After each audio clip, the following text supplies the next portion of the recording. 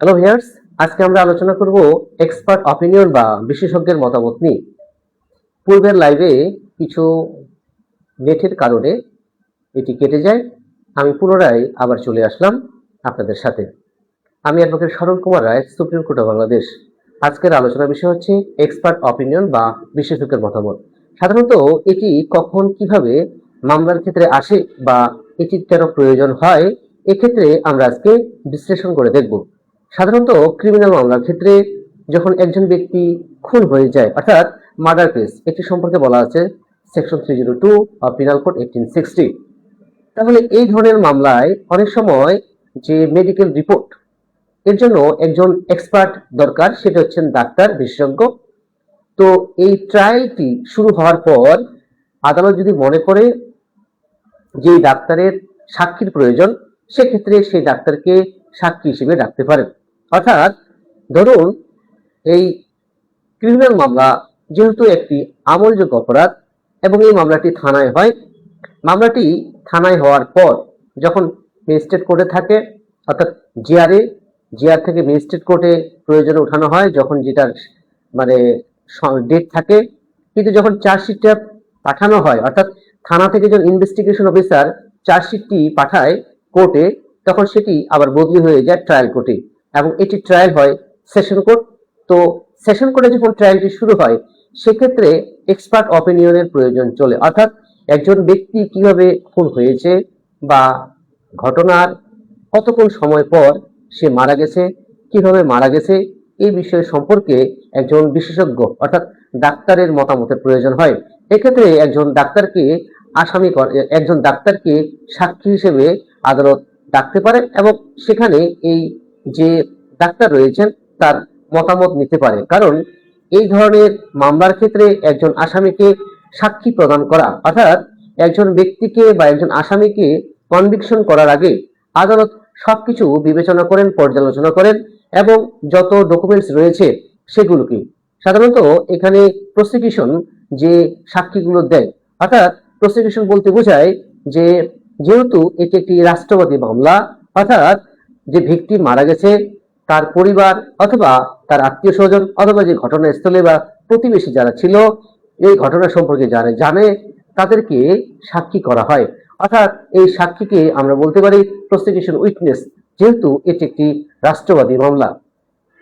তাহলে আমরা আজকে আলোচনা করছি এক্সপার্ট অপিনিয়ন কেন দরকার, এবং এই এক্সপার্ট অপিনিয়ন খুব গুরুত্বপূর্ণ ভূমিকা পালন করে যারা নিজেদেরকে ট্রায়াল লয়ার হিসেবে ভবিষ্যতে তৈরি করতে চান।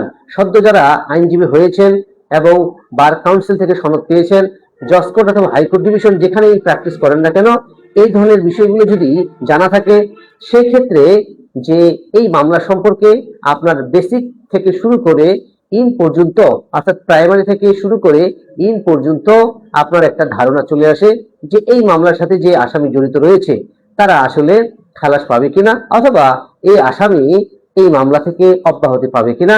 এই বিষয়টি যখন আপনার আইনগতভাবে ভিত্তি থাকবে, অর্থাৎ এই মতামতের উপর, তখন ক্লায়েন্ট যখন শুনবে এবং কি ক্লায়েন্ট যখন শুনবে বা ক্লায়েন্টের যারা আত্মীয় স্বজন বা রিলেটিভ যখন আপনার কাছে আসবে, তারা তখন এই মামলাটি আপনাকে দিয়ে পরিচালনা করার জন্য তাদের কাছে মনে হবে যে আপনি একজন বিশ্বাসযোগ্য এবং এই মামলায় আপনি তাদের রেমিডি দিতে পারেন।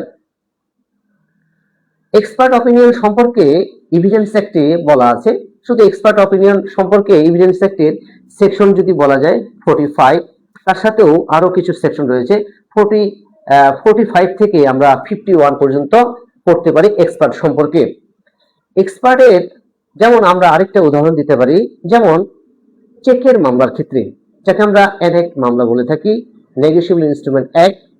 এই মামলায় অনেক সময় দেখা যায় যে যে চেকটি দিয়েছে সে স্বাক্ষর করে নাই অথবা ব্ল্যাঙ্ক চেক দিয়েছিল স্বাক্ষর ছাড়া। এক্ষেত্রে যে আসামি যার বিরুদ্ধে মামলাটি হয়েছে সে অনেক সময় বলে যে এই স্বাক্ষরটি আমার না, এবং যে যে চেকের মধ্যে যে লেখাটি রয়েছে, ডেট, সবকিছু অন্যজনে লিখেছে। সেক্ষেত্রে এটিকে নিশ্চিত করার জন্য এক্সপার্টের কাছে পাঠানো হয়, অর্থাৎ এই হস্তলিপি বা স্বাক্ষর সম্পর্কে যারা বিশারদ বা বিশেষজ্ঞ বা এক্সপার্ট তাদের কাছে প্রেরণ করা হয়। কারণ কি, এই ধরনের একটি মামলায় কোর্ট সিদ্ধান্ত নিতে, অথবা আসামি পক্ষ যদি এখানে আবেদন করে যে এই মামলাটি যে চেকের উপর হয়েছে এই চেকটি আমার দ্বারা স্বাক্ষরিত নয়, অর্থাৎ এই মামলাটি হয়েছে শুধু ভুল বোঝাবুঝির কারণে অথবা ব্যক্তিগত আক্রোশের কারণে। যখন একজন এমপ্লয়ি একটি কোম্পানিতে চাকরি করেন, সেক্ষেত্রে তাকে ব্ল্যাঙ্ক চেক দিতে হয় সিকিউরিটি হিসেবে, কারণ এই কোম্পানির যে ট্রানজেকশন সেটি পরিচালনা করার জন্য এই এমপ্লয়ির হাতে দায়িত্ব দেওয়া হয়। অর্থাৎ একজন এমপ্লয়ি যখন এই ট্রানজেকশনের দায়িত্বটি নেওয়ার পরে যদি বুঝিয়ে না দেয়, যদি হুট করে সেখান থেকে বের হয়ে যায়, তাহলে কোম্পানি কিন্তু ক্ষতিগ্রস্ত হয়। এই জন্য কোম্পানি এই এমপ্লয়ীদের কাছে সিকিউরিটি হিসেবে এবং তাদের ট্রানজেকশন বা লেনদেন যেন এটি ডিফল্ট না থাকে, সেক্ষেত্রে এই কোম্পানি এমপ্লয়ীদের কাছে সিকিউরিটি হিসেবে ব্ল্যাঙ্ক চেক অথবা স্বাক্ষর করা ব্ল্যাঙ্ক চেক নিয়ে থাকেন। তো এই ক্ষেত্রে অনেক সময় দেখা যায় যে মামলাটি যে হয়েছে চেকের, এই মামলাতে যে ধরনের এলিগেশন থাকার কথা, ধরুন এখানে 2 লক্ষ বা 3 লক্ষ থাকার কথা এলিগেশন, কিন্তু মামলাটি হয়ে গেছে 20 লক্ষ টাকা। আসলে এই এমপ্লয়ির যে স্যালারি এবং এই এমপ্লয়ি যে ট্রানজাকশন করেছেন কোম্পানির সাথে, সেই স্টেটমেন্টের উপর বেস করে এতগুলো টাকা তার বিরুদ্ধে এলিগেশন আনা যায় কিনা, এটির জন্য অনেক সময় আদালতের কাছে যে উপস্থাপন করা হয় সে দালিলিক সাক্ষ্য প্রমাণ বিবেচনা বা পর্যালোচনা করে থাকে। আমার একটা অভিজ্ঞতা থেকে আমি বলি, আমার একটা 2টা মামলা চলছে, একটি প্রায় 2.5 কোটি, আরেকটি হচ্ছে 2,49,00,000, প্রায় 5 কোটির মতো।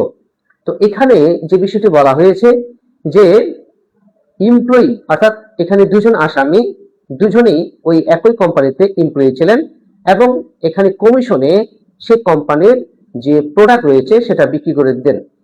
কিন্তু মামলাটি করার পর এই এমপ্লয়ি যে ট্রানজাকশন করেছে কোম্পানির সাথে, ধরুন যে 1 বছরে তারা সেল করেছে প্রায় 10 কোটি টাকার।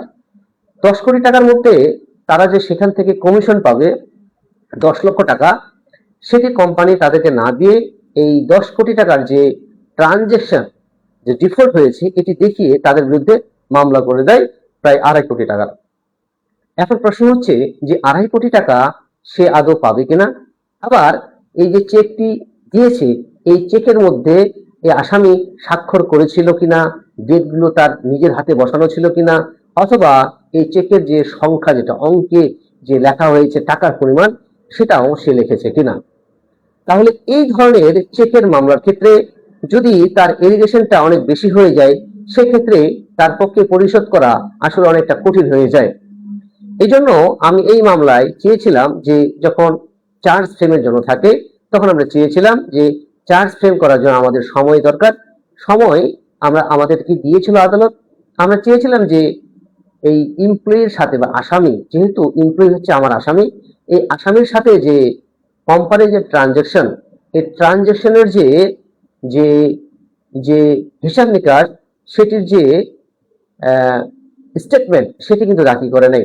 যদি স্টেটমেন্টটি দাখিল না করে, সেক্ষেত্রে এই এমপ্লয়ি কমিশন থেকে কত টাকা পান এবং কত টাকা সেল করেছেন এবং সেল করে কত টাকা কোম্পানিকে প্রদান করেছেন, এই বিষয়গুলো কিন্তু আসলে ক্লিয়ার হলো না। যদি ক্লিয়ার না হয়, সেক্ষেত্রে এই মামলাটি বিচার করা অনেক কঠিন হয়ে যায়। আমরা বলেছিলাম যে এই মামলায় যে ট্রানজেকশনের যে স্টেটমেন্টটি রয়েছে, অর্থাৎ যেহেতু একজন এমপ্লয়ি একজন কোম্পানির ট্রানজেকশন সম্পর্কে একটা ভালো একটা সম্পর্ক থাকে এবং লেনদেনের বিষয়টা, প্রোডাক্ট সেল করা এবং সেল করে কত টাকা তারা জমা দিয়েছে, সেটা তাদের একটা শিটের মধ্যে লেখা থাকে। এই স্টেটমেন্টটি তারা দাখিল করে নাই। যেহেতু কোম্পানি দাখিল করে নাই, শুধু চেকটির উপর চেক দিয়ে মামলাটি করা হয়েছে, তাহলে এইখানে আসামি পক্ষ তার ন্যায় বিচার থেকে বঞ্চিত হতে পারে। কারণ ব্যাংক যদি এই ধরনের এলিগেশন আনতে চায়, সেক্ষেত্রে অবশ্যই তাদের যে স্টেটমেন্টটি রয়েছে সেই স্টেটমেন্টটি প্রদান করতে হবে।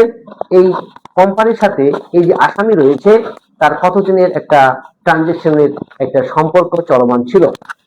কারণ কি, এই ধরনের ট্রানজেকশন সম্পর্কে যদি ক্লিয়ার না করে ব্যাংক, তাহলে কোম্পানি, তাহলে এই যে লেনদেনের যে সঠিক হিসাব, আসলে তারা 2.5 কোটি টাকা পাবে কিনা, নাকি 2.5 কোটি টাকা কোম্পানি পেয়েছে, নাকি শুধু ব্ল্যাঙ্ক চেক থাকার কারণে কোম্পানি মামলাটি করেছে, তাহলে এই বিষয়গুলো ক্লিয়ার করা যাবে না এবং আদালত এই আসামির যে সাজা দিবে কিনা এটাও কঠিন হয়ে যায়। তো আমি বলেছিলাম যে যদি স্টেটমেন্টটি তাদের প্রদান করা হয়, তাদের যেহেতু এই এমপ্লয়ি 4 বছর বা 5 বছর এই কোম্পানির সাথে ট্রানজেকশনের সাথে জড়িত ছিল, যেহেতু সে একজন ডিলার ছিল এবং এই কোম্পানির যে প্রোডাক্ট সেল করেছে এবং সেখানে একটা হলফও করা ছিল যে যদি সেল করে প্রতি বছরে এত কোটি টাকার বা এত লক্ষ টাকার, সেটার উপর তার একটা কমিশন থাকবে এবং বছরে বার্ষিক একটা অ্যানুয়াল একটা আবার কমিশন থাকবে। এই সকল কমিশন এবং সেলের উপর কত টাকা সেল করা হয়েছে এটির যে সঠিক যে নিরূপণের জন্য বা পরিমাপ করার জন্য যে স্টেটমেন্টটি দরকার, সেই স্টেটমেন্টটি কোম্পানি দেয়নি। তার মানে এই ট্রায়ালের মধ্যে স্টেটমেন্টটি প্রদান করা একান্ত দরকার। এবং যদি এই চেকে যে মামলাটি করা হয়েছে, এই চেকে আসলে আসামি সেখানে স্বাক্ষর করেছে কিনা এবং তার হাতে লেখা ছিল কিনা এবং যে তারিখ রয়েছে এবং কি টাকার পরিমাণ যে অঙ্কে লেখা হয়েছে সেটি সে নিজে লিখেছে কিনা এটাও দরকার। সেক্ষেত্রে অনেক সময় এই আসামি এক্সপার্টের জন্য পাঠায় যে আমার হাতের লেখা, আমার হাতের প্রায় কয়েকটা লেখা দিতে হয়, একটা কাগজে লিখে দিয়ে এটা পাঠাতে হয় যে আসলে চেকের লেখা এবং আমার হাতের লেখার সাথে মিলে কিনা, এটা এক্সপার্ট অপিনিয়ন থেকে একটা মতামত চলে আসুক। তো এই ধরনের মতামতের কারণে আসলে আদালতের কাছে অনেকটা সহজ হয়ে যায় সিদ্ধান্ত নেওয়া, আইনি সিদ্ধান্ত নেওয়া। আসলে এই আসামি এখান থেকে খালাস পাবে নাকি এই আসামি এখান থেকে সাজা পাবে, এই বিষয়গুলো নিয়ে আজকে আমরা আলোচনা করছি। সাধারণত এই ধরনের বিষয়গুলো থাকার কারণে যে মামলাটি সহজে সম্পূর্ণ করা আদালতের কাছে অনেকটা সহজ হয়ে যায়। কারণ যদি এই চেকটি পাঠানো হয় অথবা এই যে ডকুমেন্টের উপর মামলাটি হয়েছে এই স্বাক্ষরটি ঠিক আছে কিনা, তাহলে এটির মতামতের উপর ভিত্তি করে এবং আরো যে সাক্ষ্য প্রমাণ রয়েছে দলিলাদি, সেটার উপর ভিত্তি করে পর্যালোচনা বা পর্যবেক্ষণ করে আদালত সঠিক সিদ্ধান্তে আসতে পারে।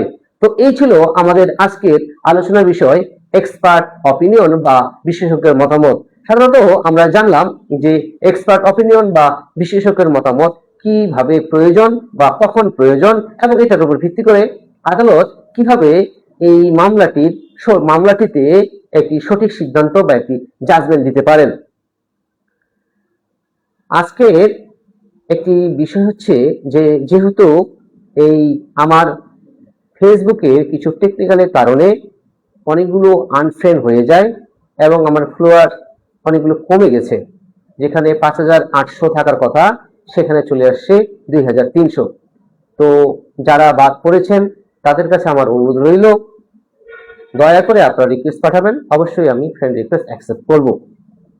এবং যারা আমার সাথে আছেন এবং ছিলেন এবং ভবিষ্যতে থাকবেন, আমার লাইভ দেখছেন, তাদের সকলের প্রতি আমার ভালোবাসা। এইভাবে আমাকে সহায়তা বা সাপোর্ট করবেন, আপনাদের সাপোর্ট আমাকে সামনে এগিয়ে নিয়ে যাবে। আজকের এই লেকচার থেকে আমরা জানলাম এক্সপার্ট অপিনিয়ন বা বিশেষজ্ঞের মতামত কতটা গুরুত্বপূর্ণ ভূমিকা পালন করে এবং এটা এভিডেন্স অ্যাক্টের 45 সেকশন 45-এ বলা আছে। আমরা 45 থেকে 51 সেকশন যদি দেখি তাহলে মোটামুটি বলা যায় যে সেখানে বিশেষজ্ঞ সম্পর্কে অনেক কথাই বলেছে।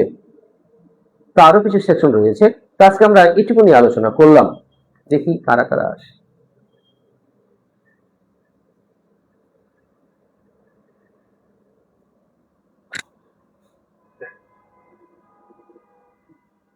যে কোনো মামলার ক্ষেত্রে এই ধরনের এক্সপার্ট অপিনিয়ন, যারা ডাক্তার হতে পারেন অথবা হস্তলিপি বিশারদ বা বিশেষজ্ঞ হতে পারেন, তাদের কাছে এই এক্সপার্ট অপিনিয়ন চাওয়া হয় যাতে করে এই আদালত সঠিক সিদ্ধান্তে আসতে পারেন। তো এই ছিল আমাদের আজকের আলোচনার বিষয়। আশা করি আমার এই লেকচারটি আপনাদের উপকারে আসবে। যদি উপকারে আসে তাহলে অবশ্যই এটিকে শেয়ার করবেন এবং যারা আপনার পরিচিত ব্যক্তি রয়েছেন তাদেরকে শেয়ার করে সচেতন করবেন এই আইনি তথ্য দেওয়ার জন্য। আমি অ্যাডভোকেট সরল কুমার রায়, সুপ্রিম কোর্ট অফ বাংলাদেশ। তো আজ পর্যন্তই, আপনাদের সকলের প্রতি শুভকামনা রেখে এখানে শেষ করছি। ভালো থাকবেন, নমস্কার।